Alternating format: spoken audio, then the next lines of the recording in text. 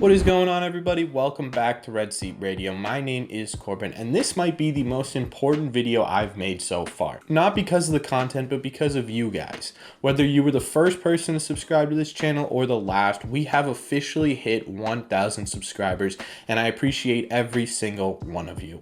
You have made this channel way bigger than any of my expectations ever were. You've been the best community to be on YouTube with, so thank you to everyone who has supported me through this journey.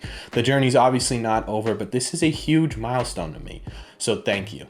And to celebrate, we are going to be live tomorrow night to watch the Red Sox Angels game together at 7 p.m. on Wednesday.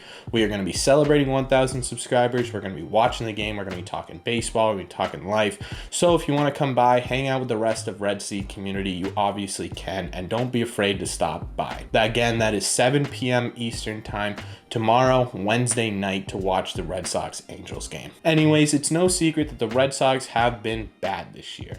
Really bad. The Red Sox right now are only a half game above last place, and they're going into a homestand against some pretty decent teams. The offense this season has been less than ideal, and it's been leading a lot of people to come up with their own opinions. It seems like everyone and their mother has an opinion on how to make this Red Sox offense better. One of the main things that I've been seeing from Red Sox fans, from Red Sox analysts and stuff like that, is bringing up some of these guys from the minor leagues to make a difference on this Red Sox roster. We've seen Franchi make his debut. We saw Jalen Davis come up. Jonathan Arauz is on the team right now. So there has been some moves from the minor leagues to the majors this season, but I think us as Red Sox fans are expecting more, because right now our minor league system is producing really well. So what we're going to do in today's video is we are going to go over the top Red Sox prospects that are doing well in the minor leagues, who people have been talking about, and we're going to see whether or not they are ready and able to make their debut and make an impact on this 2022 team. We're also going to try and predict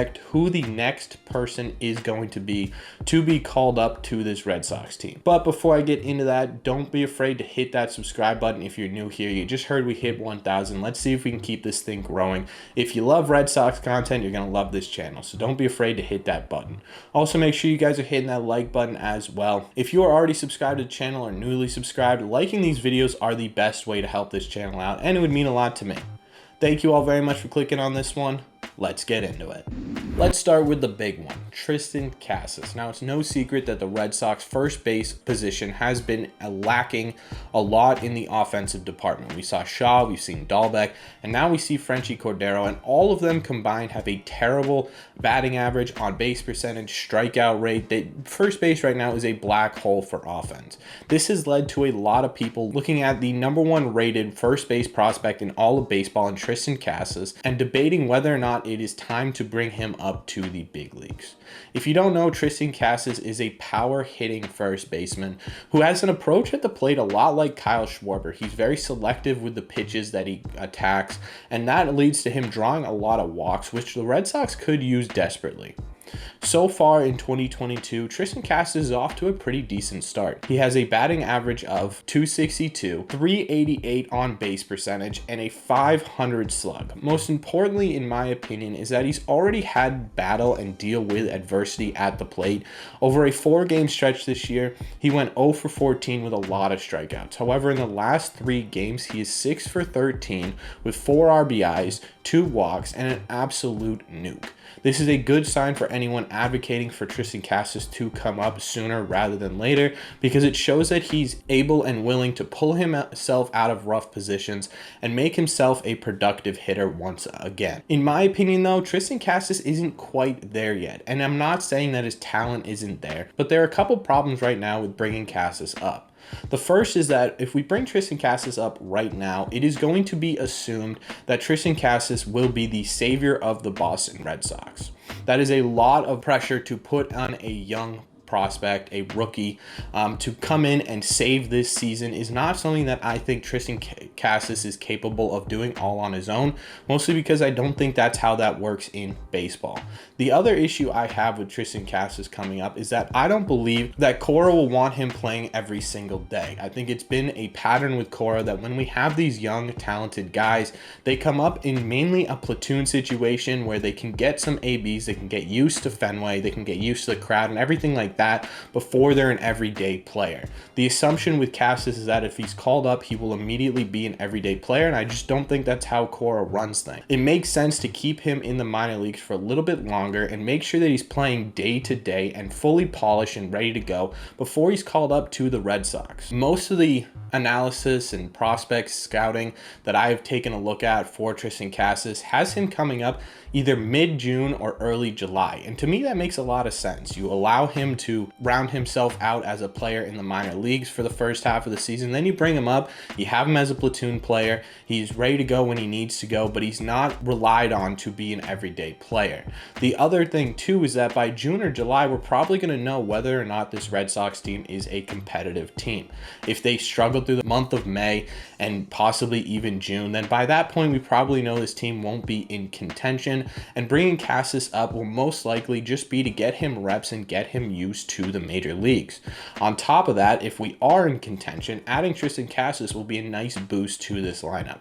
So in my opinion, I don't think this is going to be the next prospect that we see in the majors, but I'm definitely looking forward to watching him work on the Red Sox in the future. The next player I want to talk about is probably the second most asked for prospect call up this year, and that's Jaren Duran. While we know Jackie Bradley Jr. is a platinum glove level right fielder, he has been absolutely useless at the plate. He had a good stretch at the beginning of the year, but has fallen off a cliff, and that's leading to a lot of people asking for Jaren Duran to be given another shot in the big league. Last year, Jaren Duran made his debut, and he struggled a little bit. He was hitting around 200 with a pretty low on-base percentage, and while there were some really cool moments with Jaren Duran, there were also some moments that made you shake your head, and I just don't think he was fully ready for the majors last year.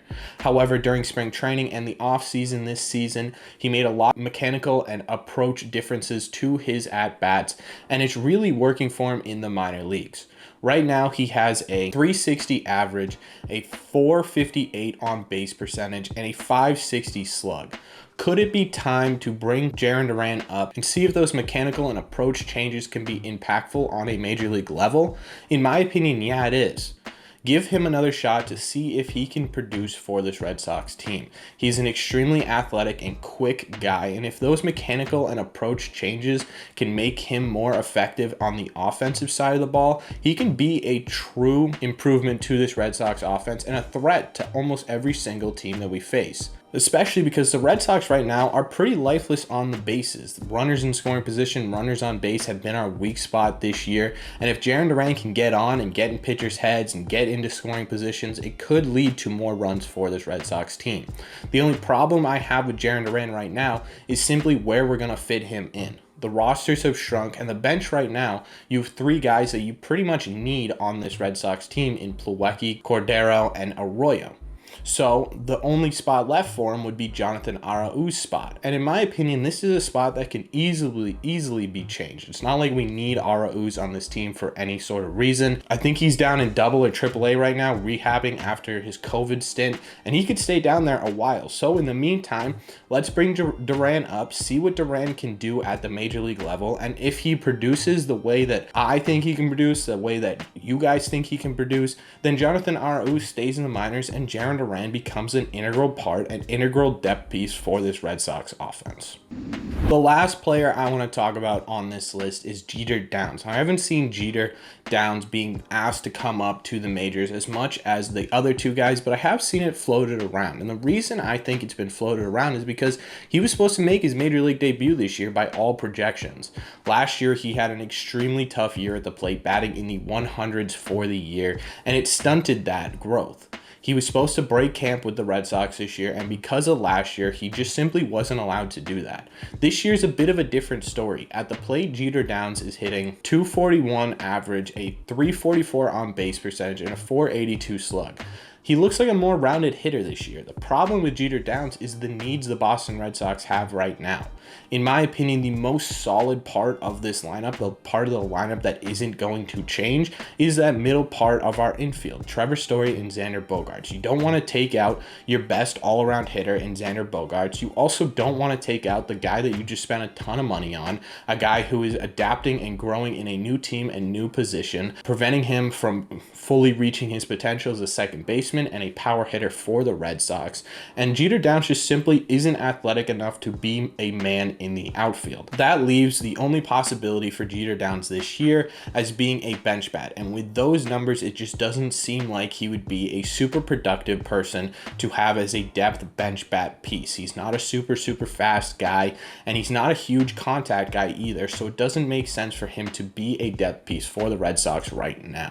I don't really see Jeter Downs getting a spot on this team anytime soon, to be honest with you. The only way I see him breaking camp with the team next year is if free agency goes terribly for the Red Sox. I'm not even going to mention what that is, but you all know what I'm talking about. Anyways, those are the 3 guys that I've seen floated around. Let me know in the comment section down below if there is a guy I'm missing or a guy that you think deserves a chance at the majors. Also, let me know what you think of the 3 guys that I talked about. Do you agree with my opinions? Do you not agree? Let me know all your thoughts down below. I want to thank you guys one more time for 1,000 subscribers. You don't know how much it means to me. It makes me want to grind and work even harder, so thank you all so much.